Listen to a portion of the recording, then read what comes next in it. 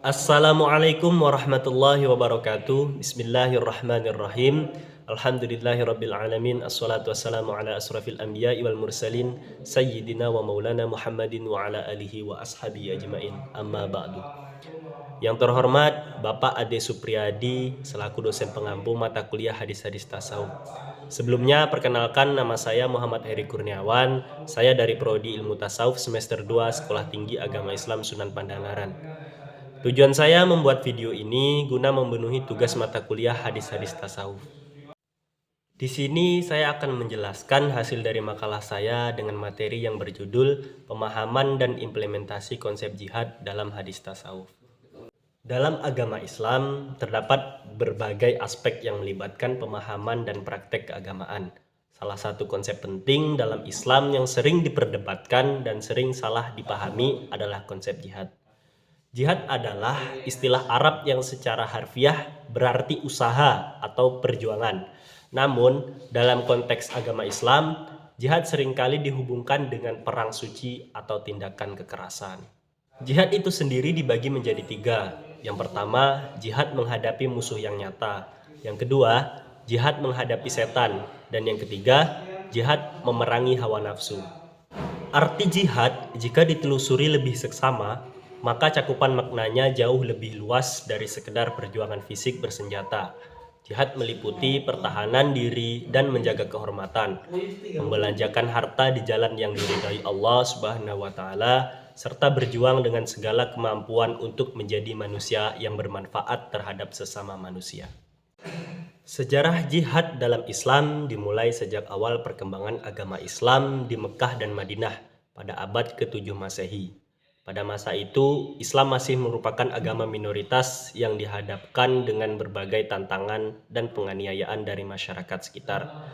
Dalam kondisi tersebut, Nabi Muhammad SAW dan para sahabatnya melakukan jihad melalui pengorbanan harta dan jiwa untuk memperkuat agama Islam dan melindungi diri dari ancaman musuh-musuhnya.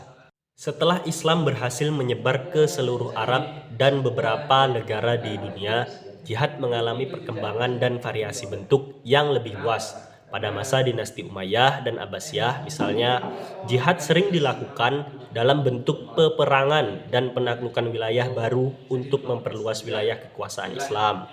Namun, ada juga bentuk jihad yang dilakukan melalui dakwah dan penyebaran ajaran agama Islam ke wilayah yang belum dikenal dengan cara yang damai dan santun.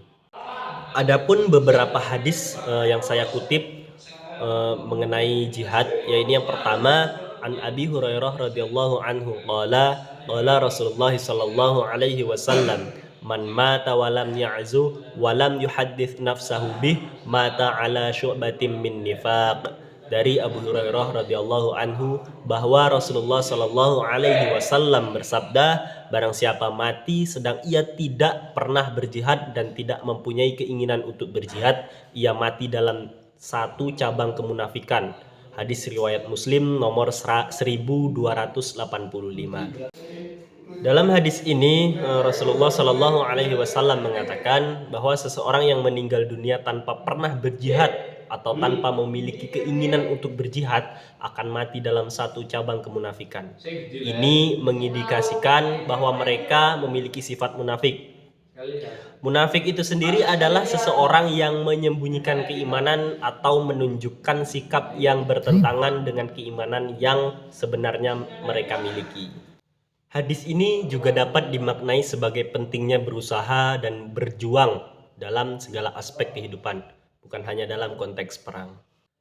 Hadis selanjutnya yaitu wa an Aisyah radhiyallahu anha qalat qultu ya Rasulullah ala an-nisa'i jihadun qala na'am jihadun la qitala fi al-hajj wal umrah.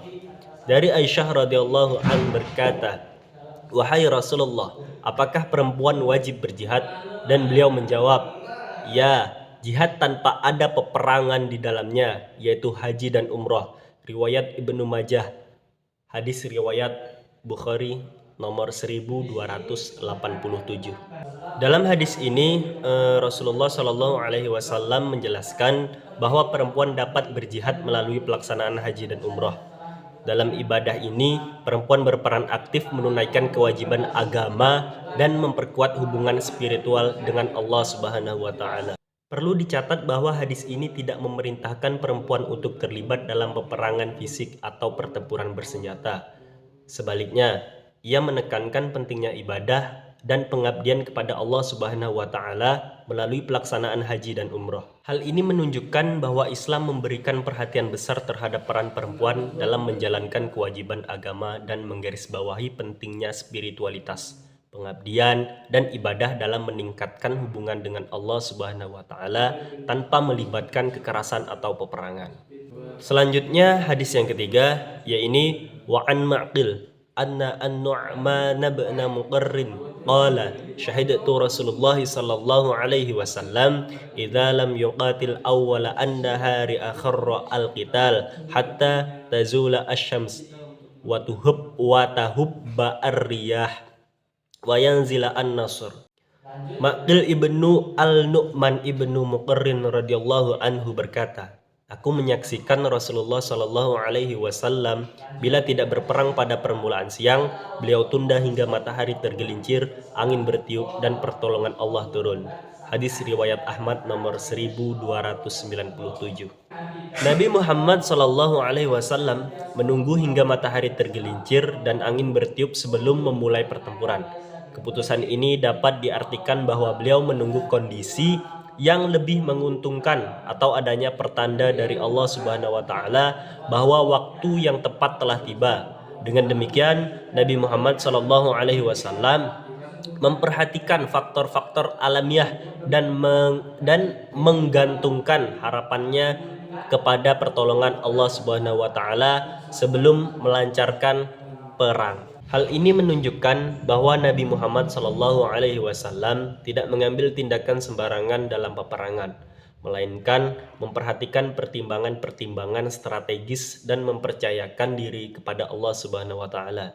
Sikap ini menggambarkan kearifan dan keteladanan beliau dalam menghadapi situasi dan mengambil keputusan yang bijaksana. Hadis selanjutnya yaitu wa'an Umar radhiyallahu anhu annahu sami'ahu Rasulullah sallallahu alaihi wasallam yaqul la akhrijanna al-yahuda wan nasara min jazirati al-arab hatta la ada'a illa muslima. Dari Umar bahwa ia mendengar Nabi sallallahu alaihi wasallam bersabda, aku benar-benar akan mengeluarkan kaum Yahudi dan Nasrani dari jazirah Arab hingga aku tidak membiarkan kecuali orang muslim. Hadis riwayat Muslim nomor 1312. Selanjutnya yaitu hadis yang terakhir, wa an Aisyah radhiyallahu anha anna an-nabiy sallallahu alaihi wasallam qala li rajulin tabi'ahu yauma badr irji' falan asta'ina bi musyrik. Dari Aisyah radhiyallahu anhu bahwa Nabi Muhammad Shallallahu Alaihi Wasallam bersabda kepada seseorang yang menyertai beliau pada waktu perang Badar, pulanglah, aku tidak akan pernah meminta bantuan orang musyrik. Hadis riwayat Muslim nomor 1310. Melalui studi pemahaman dan implementasi jihad dalam hadis, kita dapat memperoleh wawasan yang lebih baik tentang makna sebenarnya dari jihad dalam Islam dan mendorong dialog dan pemahaman yang saling menghormati antara budaya dan agama yang berbeda. Baik, sekian penjelasan dari saya. Apabila ada kurangnya saya mohon maaf. Billahi taufik wal hidayah. Wassalamualaikum warahmatullahi wabarakatuh.